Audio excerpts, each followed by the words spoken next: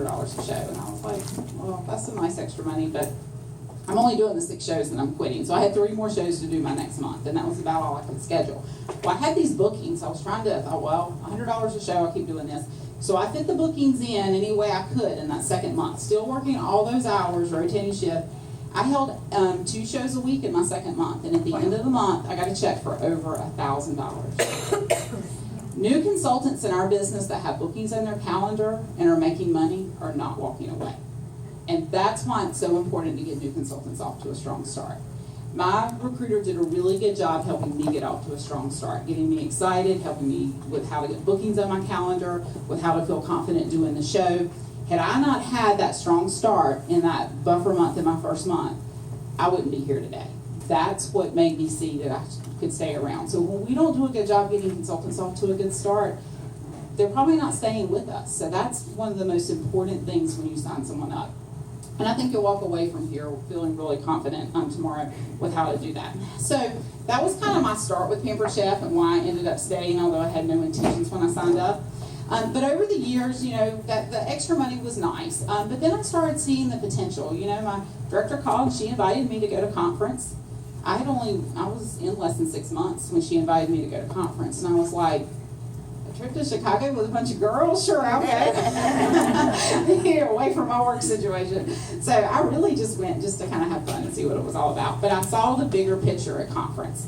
And so over the years, this business has been a lot of things to my family. It was a way to earn some extra money when we were newlyweds, and a way to earn products, and then I earned, a trip my first year in. And so, all that was really fun. And so, it was a lot of extras for my family that we, couldn't afford to do those things, and the things with the extra money and being able to travel and things like that. So that was a big part of the strong start I had with Pampered Chef, was a big part of why I'm still here today. But what I really want to talk to you about is what happened over the next 10 years, because none of it changed. It was just the shows over and over and over. And I really didn't understand how to build an organization. I only understood how to build my personal business. And maybe some of you are sitting there today and that's where you're at. I was stuck in the same place in my business for over 10 years. The director level is a really nice place to be, but that's not where I wanted to be for 10 years. But that's exactly where I stayed for 10 years in the business. And so at first this was extra money. Then when we wanted to have children, I thought, well, this might be a way to get me off the road. So, I really ramped up my show schedule, ramped up recruiting. Then over the years, my husband, so I left. So then over the years, my husband wanted to be able to change careers. So he left his job to go back to law school. My Pampered Chef business put my husband through law school. This was the only income we had for 3 whole years. He did not work for 3 years. I also supported my family while my husband was getting his law practice up. He started his own practice, and you don't just start making money the day you hang your sign out. So I also support our family through that. Then after he got going, we wanted to start a family. So this was a great way for me to be able to get off the road, stay at home, and be able to have children. So when my son came along, he had a lot of health issues, and we had a really rough go the first year. And he is a healthy 10-year-old boy now, but back then it wasn't easy.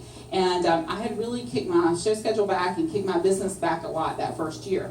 And to be able to stay home with him, I was still doing shows. And this is the thing that I want to make sure you hear me. When I say I had kicked my show schedule back and Pampered Chef was not, I wasn't working at the same level, I still made my director qualifications every single month. I still did shows every single month. I just wasn't working at the same level that I had been in my business. But I never, ever let that slide. And at the end of the first year, that was really a turning point in my career. At the end of the first year of my son's life, that was really a turning point in my business, because at that point, my family, we needed money. We had huge law school loans that had come due at this point.